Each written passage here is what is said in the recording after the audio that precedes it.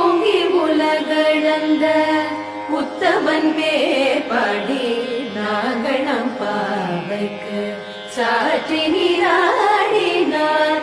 ஓங்கி உலகளந்த உத்தமன் பேர்பாடி நாகணம் பாவைக்கு சாற்றி நீராடினார்.